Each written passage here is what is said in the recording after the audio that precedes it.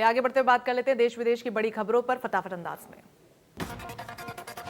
Hathras gangrape के बाद परिजनों से बात करने की मीडिया कर्मियों को इजाजत मिल गई। इंडिया न्यूज के परिजनों ने बात की। परिजनों ने इंडिया न्यूज के कैमरे पर कहा कि हमारे साथ न्याय हो। इंडिया न्यूज पर परिजनों ने सबसे चौंकाने वाला खुलासा किया है। चौंकाने वाला खुलासा करते हुए उन्होंने कहा कि हमारे पास लखनऊ से फोन आया था, मीडिया से क्या बात करनी है ऐसा कहा गया। फोन पर कहा गया कि आप मीडिया से बोलिएगा कि हम जांच से संतुष्ट हैं।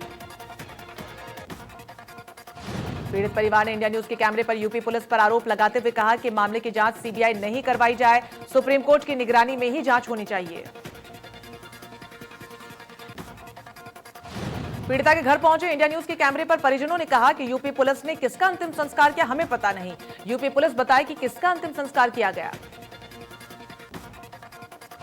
परिजनों ने यूपी पुलिस पर आरोप लगाते हुए कहा कि हमें अपनी बेटी को अंतिम बार देखने की इजाजत तक नहीं दी गई और पूरे परिवार को एक जगह पर रखा गया, किसी से बात नहीं करने दी गई। परिजनों ने डीएम के बातचीत के बारे में कहा कि डीएम ने कहा था कि अगर कोरोना से आपकी बेटी मरती है तो क्या आपको मुआवजा मिलता, तुम्हारे खाते में 25 लाख रुपए आ गए, अब चुप हो जाओ।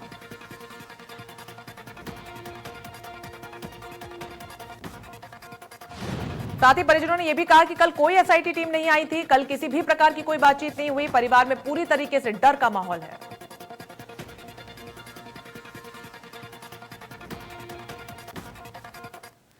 सीधे लिए चलते हैं आपको जहां पर डीजीपी हाथरस पहुंच रहे हैं।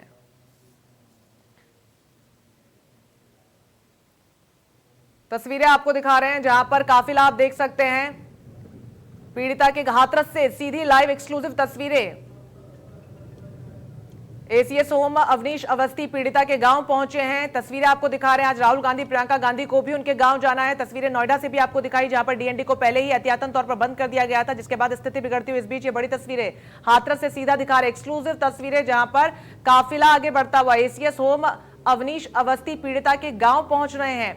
हालांकि पहले पूरी तरीके से पीड़ित परिवार को उनके ही गांव में नजरबंद कर दिया गया था, मीडिया को वहां नहीं जाने दिया जा रहा था, किसी भी विपक्षी पार्टी के कार्यकर्ता या नेता को भी वहां पर पहुंचने की इजाजत नहीं थी, लेकिन आज मीडिया कर्मियों को इजाजत मिल गई। इसके बाद एक कई बड़े खुलासे हुए हैं। पीड़ित परिवार ने गंभीर आरोप पुलिस पर लगाए हैं, डीएम पर गंभीर आरोप लगाए और सबसे बड़ा खुलासा कि लखनऊ से उनके पास फोन आया, उनको कहा गया कि मीडिया से क्या बातचीत करनी। देखिए पूरी तरीके से स्क्रिप्टिंग करने की कोशिश की जा रही है इस पूरे मामले में। फिलहाल ये बड़ी तस्वीर आपको दिखा रहे हैं जहां पर एसीएस होम अवनीश अवस्थी पीड़िता के गांव जा रहे हैं। वहां पर पीड़ित परिवार से बातचीत करेंगे। हितेश चंद्र अवस्थी डीजीपी जो हैं वो भी मौजूद हैं, साथ में जाएंगे, पीड़ित परिवार से मुलाकात करेंगे, बातचीत हो सकती है। हालांकि पीड़ित परिवार ने पहले कहा था कि कल कोई एसआईटी की टीम उनके पास नहीं आई, किसी प्रकार की जांच नहीं हुई। इस बीच उन्होंने सीबीआई जांच को लेकर भी कहा कि हमें किसी प्रकार की कोई सीबीआई जांच नहीं चाहिए। हालांकि उन्होंने कहा कि सुप्रीम कोर्ट की निगरानी में जांच होनी चाहिए।